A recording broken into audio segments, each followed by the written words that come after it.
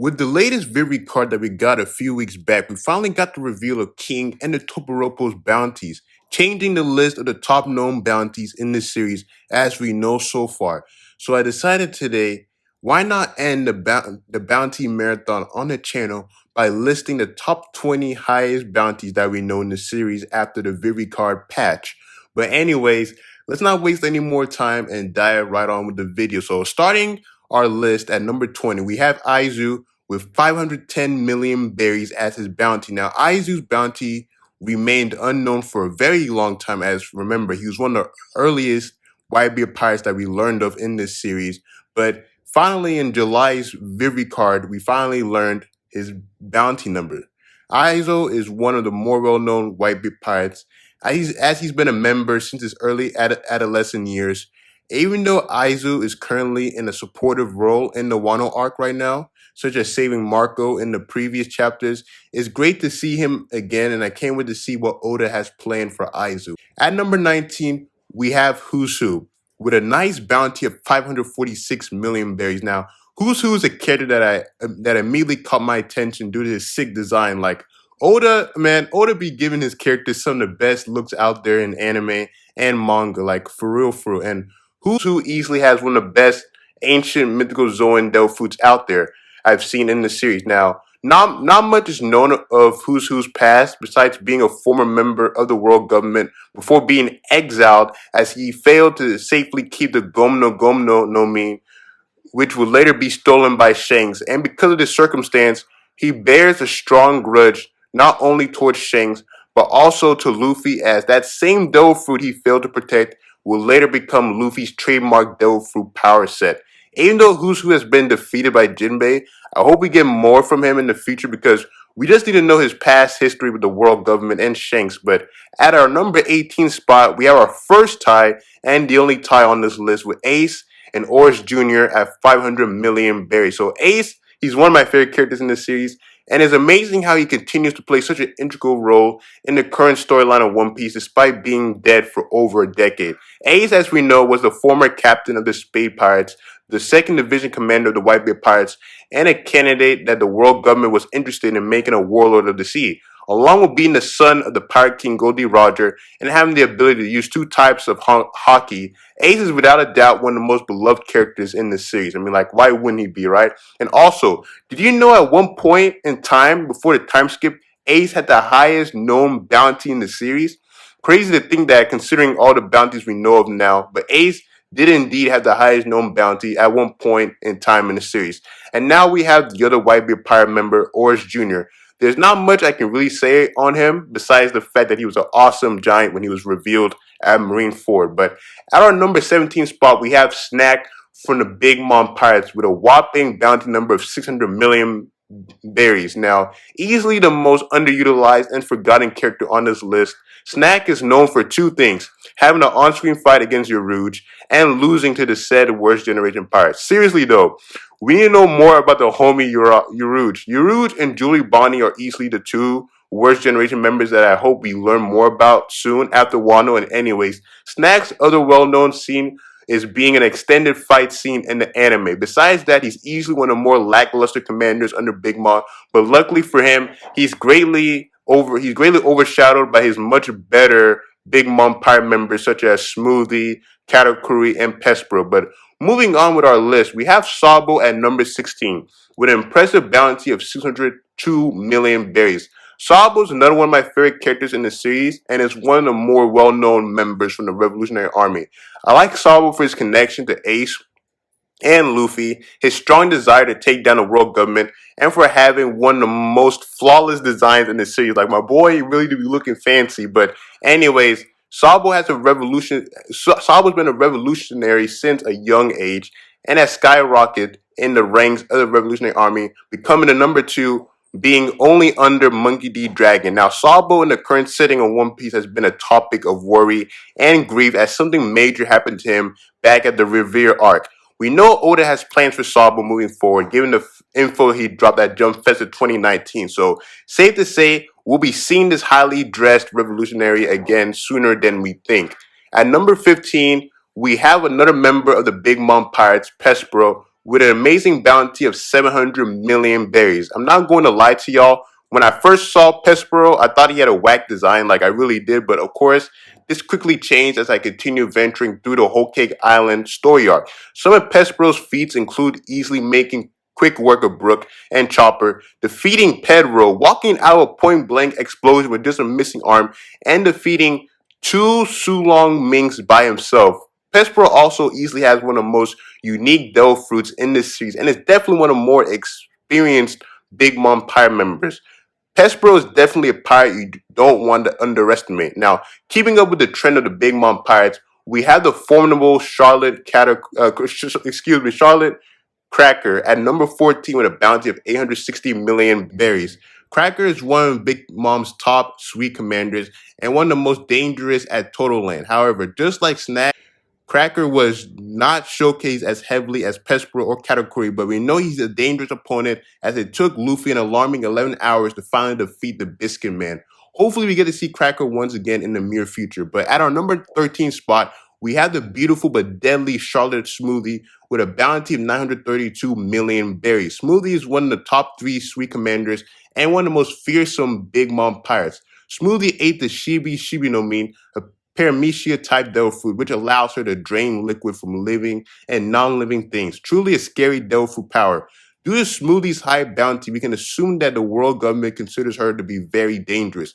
And she definitely is with what we've seen from her so far. While Smoothie is indeed at Wano, she really hasn't done much so far. So just like the 2 other Big Moms before her, she's become pretty irrelevant. But coming in at our number 12 spot, we have the second beast pirate, Jack, with a humongous bounty of 1 billion berries. Jack is an all-star in the beast pirates and one of Kaido's 3 closest confidants. Jake ate the Zozo no Min, model mammoth, an ancient Zoan-type devil fruit that allows him to transform into a full mammoth and a human mammoth hybrid at will. While not as strong as Queen and King, Jack is still a very dangerous opponent and someone you don't want to mess with.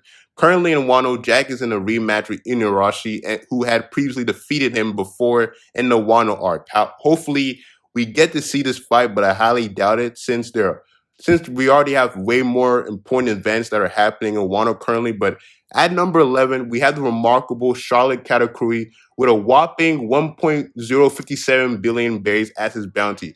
Katakuri is one of the top 3 sweet commanders under Big Mom and one of their most well-known members. Besides giving us one of the most controversial and fights in the series, Katakuri remains one of the most popular characters in the series for good reasons. Homie easily has one of the best designs, one of the more sadder backstories in the series, and one of the coolest devil fruits in this series, the Mochi no Min, a special paramecia type that lets him create, control, and transform his body into mochi at will. And on top of that, he's a donut lover. I mean, what more could you want from a sick character like him? And of course, out of all the Big Mom pirates, Katakuri is definitely the one I want to see make a return in the near future. Now, bouldering the top 10, we have the mad scientist Queen with a bounty of 1.320 billion berries. Queen is an all-star and one of Kaido's top 3 most trusted confidants. Queen ate the Rio no Min, model Brachiosaurus, and an ancient Zoan-type devil fruit that allows him to transform into a full Brachiosaurus and a human Brachiosaurus hybrid at will. Queen has been one of the more standout beast pirates for me due to his comical scenes and how he can get serious just like that. Also, Queen's past connection to Vegapunk and Vismo Judge just makes you wonder what his scientific mind is truly capable of when he's at his peak. Queen is currently teaming with King to fight Zoro and Sanji, and honestly, I can't wait to see how Oda does his tag team match that we have going on with those 4 characters. But at number 9, we have the GOAT, Marco, with a bounty of 1.374 billion berries.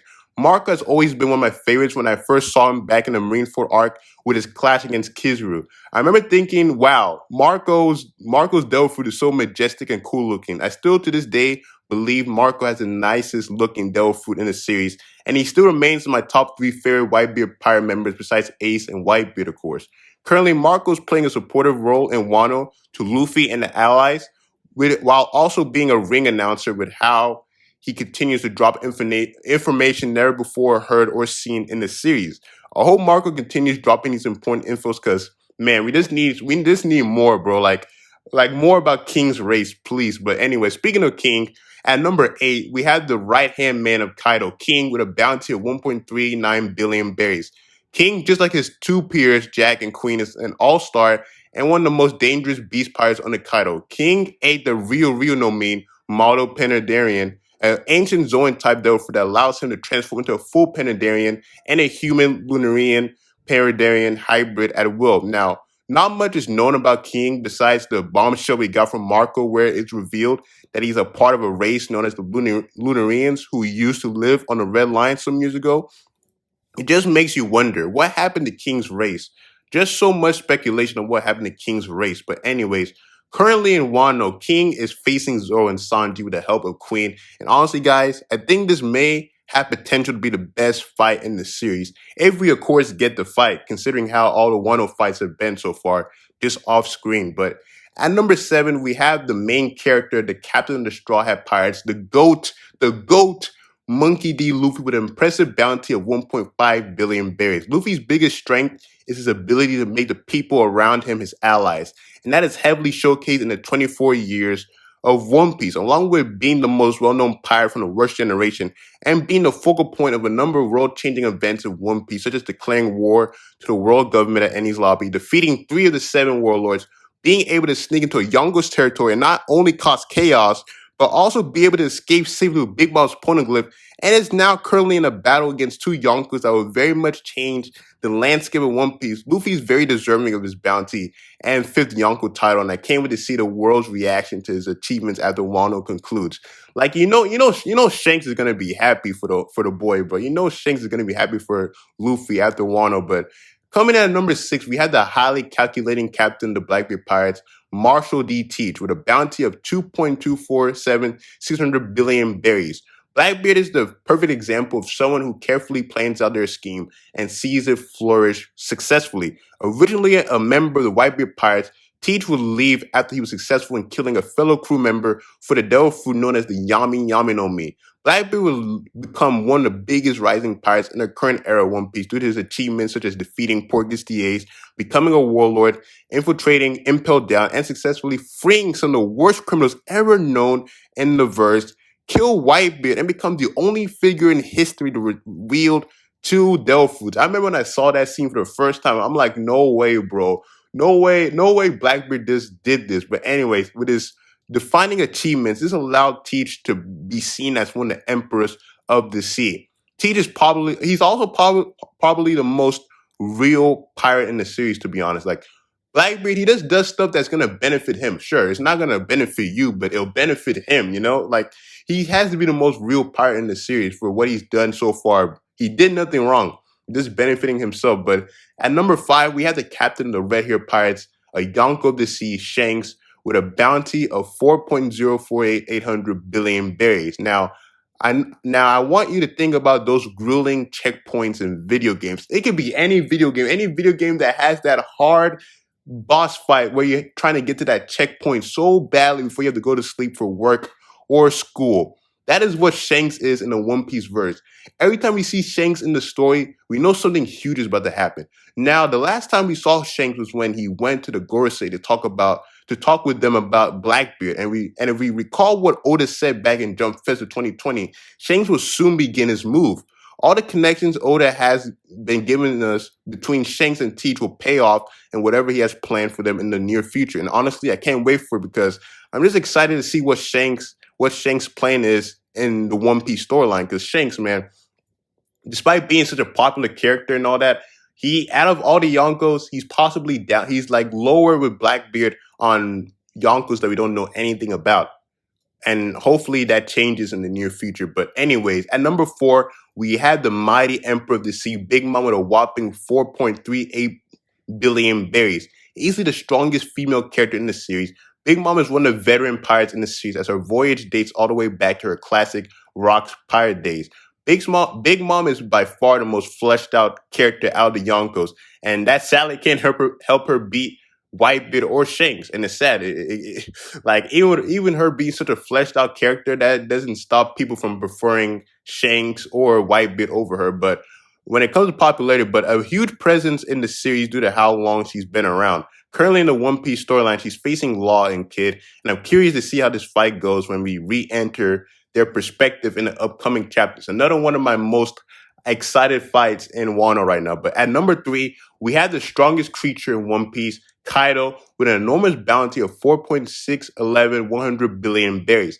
I guess this makes Kaido the highest bounty character that's currently alive in the series. But man, Kaido's really showing how savage he is currently in Wano. Like, this man has fought Luffy 4 times, defeated the Red Scabbards. He has gone through Luffy, Zoro, Law, Kid, and Law as a unit, fought his daughter Yamato. Now he's all out, and now he's about to have a fight against Luffy, Mononosuke, and Yamato again. Like, Kaido is a beast, bro. Kaido's a beast. You know, Kaido might honestly top Doflamingo as my favorite One Piece villain with how things are going in Wano so far. But moving down our list, we have number 2, the Great Whitebeard, with a bounty that literally shatters all the other bounties listed so far with a devastating number of 5.046 billion berries. Whitebeard is a legendary figure in the One Piece verse, being one of the few who could rival Roger in his prime. Whitebeard began his life as an orphan peasant, protecting his home from those who would harm it, and died as a Yonko fighting the strongest organization in the world to protect his beloved family.